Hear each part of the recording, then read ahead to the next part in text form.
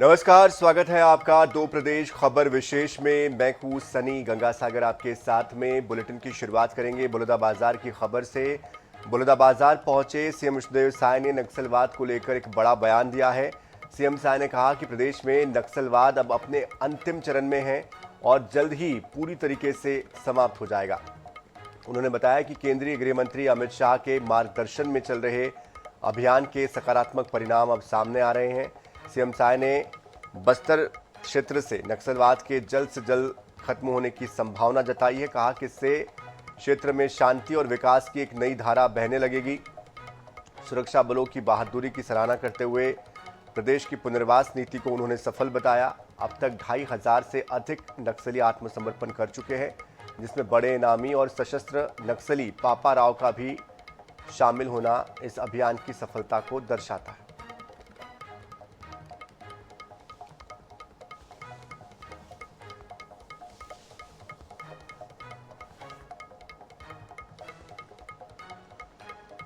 तो बता दें आपको कि पापा राव एक जो बड़ा नक्सली था, उसने आत्मसमर्पण कर दिया है और उसके आत्मसमर्पण से पश्चिम बस्तर का जो इलाका है वो नक्सल मुक्त हुआ है और एक तरीके से अब जो बचा हुआ हिस्सा था वो भी नक्सल मुक्त हो चुका है, क्योंकि उसके पहले दक्षिण बस्तर और अन्य इलाके उत्तर बस्तर को लेकर जो कोशिशें थी वो पहले ही सफल थी और अब ये एक और बड़ी कामयाबी है।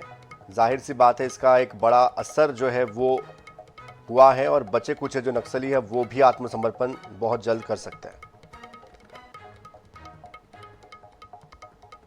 कि माननीय हमारे देश के यशस्वी गृह मंत्री जी 2 साल पहले डेडलाइन घोषित कर दिए थे कि 31 मार्च 2026 को पूरे देश से नक्सलवाद को समाप्त करना है और सबसे बड़ी तादाद में हमारे छत्तीसगढ़ में ही नक्सलवाद बचा था।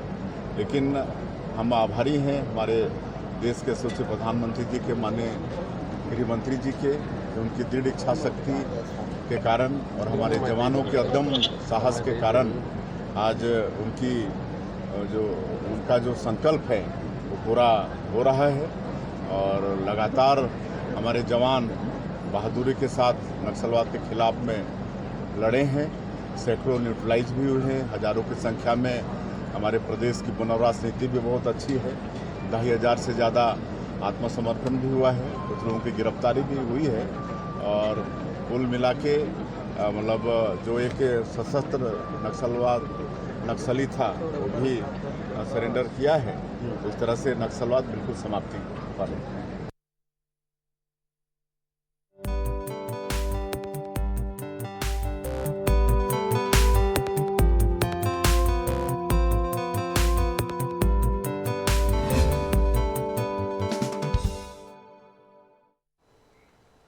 और अब बात सीएम राउंड अप की। मध्य प्रदेश के मुख्यमंत्री डॉक्टर मोहन यादव ने अपना जन्मदिन इस बार प्रकृति की गोद में सादगीपूर्ण तरीके से मनाया है।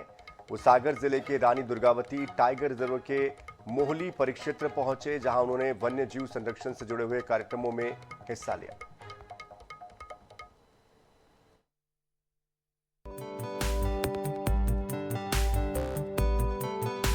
नौरादेही पहुंचने पर मुख्यमंत्री का आत्मीय स्वागत किया गया।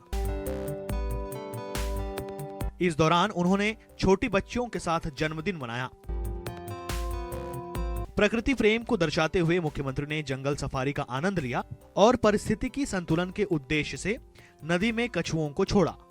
इस दौरान उन्होंने नौरादेही में प्रस्तावित चीता प्रोजेक्ट के तहत चीतों के बाड़े का भूमि पूजन भी किया, जिसे इस परियोजना की दिशा में महत्वपूर्ण कदम माना जा रहा है। यहाँ पर आज चीतों के बाड़ों का भूमि पूजन भी संपन्न हुआ। भविष्य में नौरादेही हमारा वैसे तो मध्य प्रदेश का सबसे बड़ा टाइगर रिजर्व पार्क है। सतपुड़ा, कान्हा, पेंच, इन सब से इसकी सीमाएं भी मिलती है और विविध प्रकार की प्रजातियों के लिए सबसे अनुकूल माहौल कहीं अगर है तो इस नौरादेही टाइगर रिजर्व पार्क में है। ऐसे में यहाँ चीतों की पुनर्वसाहट की योजना का तीसरा ये हमारा नया बसेरा बनेगा। इसी के साथ साथ आज जैव विविधता के संरक्षण और संवर्धन की दिशा में एक ऐतिहासिक कदम उठाते हुए नदियों के अंदर से जैसे कछुए उसकी पानी की शोभा होती है, हमारे अपने कछुआ संरक्षण केंद्र के माध्यम से चंबल के और भोपाल से हमने लगभग 14 कछुए यहाँ छोड़े हैं। और जिस प्रकार का समय चल रहा है मध्य प्रदेश में, इसी भाव के आधार पर कि जीव दया के संकल्प की पूर्ति भी होती है, हमको भी अच्छा लगता है। और प्रकृति की देन है, जंगल की खूबसूरती जंगल के जानवरों से होती है।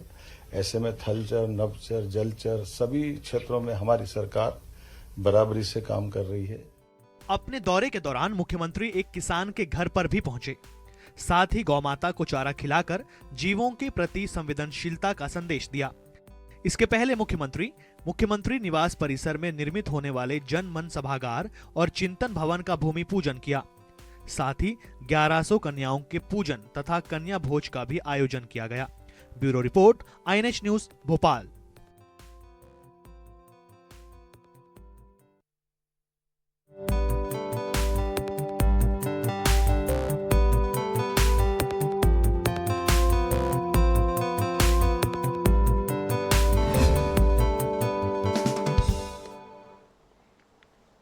छत्तीसगढ़ में नक्सलवाद के खिलाफ बड़ी सफलता मिली है। नक्सल मुक्त घोषित करने की तय डेडलाइन से करीब एक हफ्ते पहले पश्चिम बस्तर के आखिरी बड़े कैडर पापाराव उर्फ मंगू ने आत्मसमर्पण कर दिया है। पापाराव अपने साथियों के साथ AK-47 समेत अत्याधुनिक हथियारों को लेकर बीजापुर के कुटरू थाने पहुंचा, जहां से सभी को जगदलपुर ले जाया गया।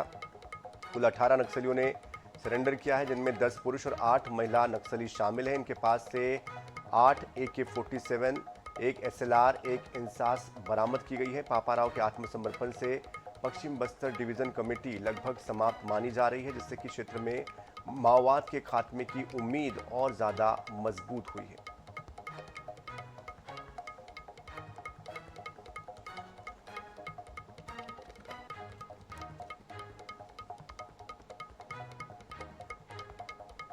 तो नक्सलवाद की विचारधारा को बढ़ावा देने का काम पापाराव ने किया है।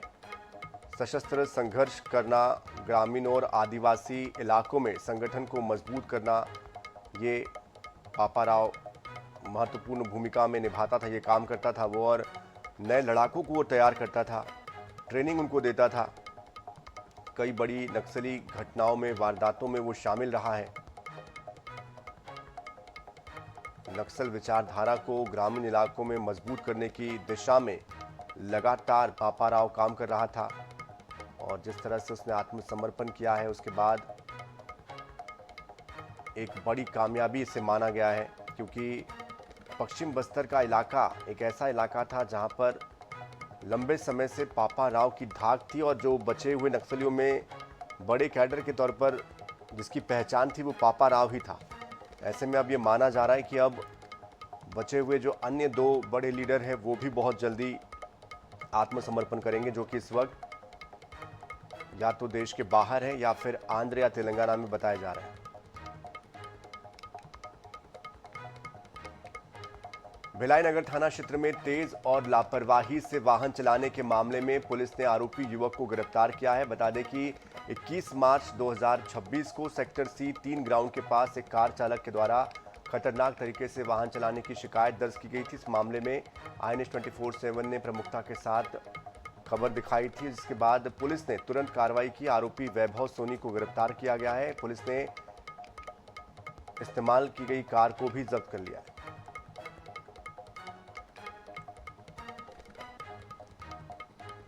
तो रैश ड्राइविंग का ये पूरा मामला है।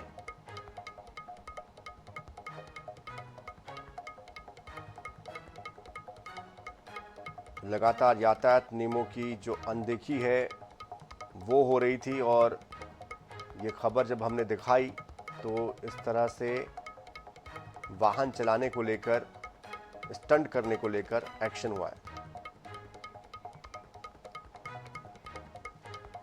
छत्तीसगढ़ के बिलासपुर हाई कोर्ट ने जाली दस्तावेजों के सहारे सरकारी सिस्टम में सेंध लगाने वालों को अपने आदेश में कड़ा संदेश दिया है। कोर्ट ने स्पष्ट किया है कि अगर किसी ने धोखाधड़ी या कूट रचित मार्कशीट के आधार पर नियुक्ति पाई है तो उसको सेवा समाप्ति के लिए किसी लंबी चौड़ी विभागीय जांच की जरूरत नहीं है।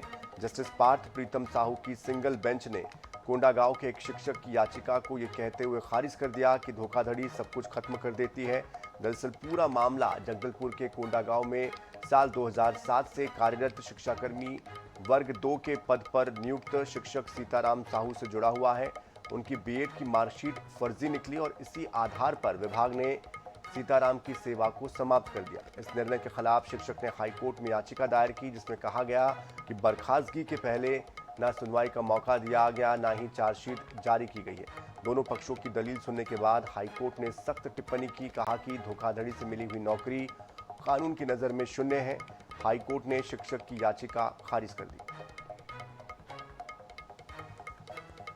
छिंदवाड़ा के देहात थाना क्षेत्र में चोरी की घटना हुई है। दिन दहाड़े हुई घटना में सोने के जेवर और लाखों की नकदी चोरी की गई है।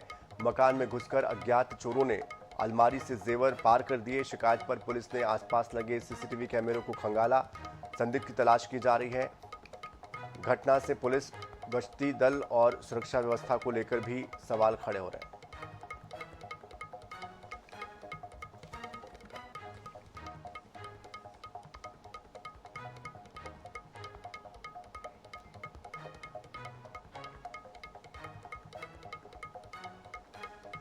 अंबिकापुर से एक खबर है, जहां पर सरगुजा जिले के सीतापुर और बतौली क्षेत्र में अवैध खनन के खिलाफ माइनिंग विभाग ने बड़ी कार्रवाई की है। मंगलवार की रात से शुरू कार्रवाई बुधवार सुबह तक चलती रही। मांड और मैनी नदी में अवैध रेत उत्खनन पर दबिश देकर 22 वाहनों को जब्त किया गया। जानकारी के मुताबिक लगातार मिल रही शिकायतों के बाद माइनिंग विभाग ने सीतापुर और बतौली इलाके में अवैध खनन और परिवहन के खिलाफ व्यापक जांच अभियान चलाया। इस दौरान रेत परिवहन में लगे हुए 14 ट्रैक्टर, एक हाईवा को जब्त किया गया। गिट्टी का अवैध परिवहन करते हुए 6 हाईवा, एक टिपर पकड़े गए। सभी वाहनों को सीतापुर, बतौली, रघुनाथपुर थानों की अभिरक्षा में रखा गया है। बता दें कि इस कार्रवाई में माइनिंग विभाग, नगर सैनिक और राजस्व विभाग की संयुक्त टीम ने केसला, मिठुआ, राधापुर, मगरेलगढ़, नवाटोली, काराबेल और प्रतापगढ़ क्षेत्रों में दबिश दी है।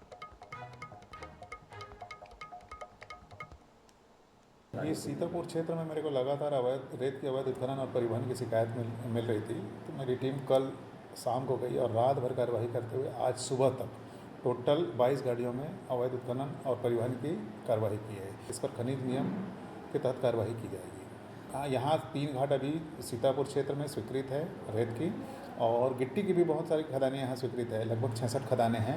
तो उसमें से अपना बिना परिवहन के, बिना ट्रांजिट पास के परिवहन ना करे। ट्रांजिट पास वहाँ उपलब्ध है, ट्रांजिट पास के साथ ही वो परिवहन करे। तो इसी के साथ इस बुलेटिन में इतना ही। ताज़ा खबरों के लिए, अपडेट्स के लिए आप बने रहिए INS 24/7 के साथ। नमस्कार।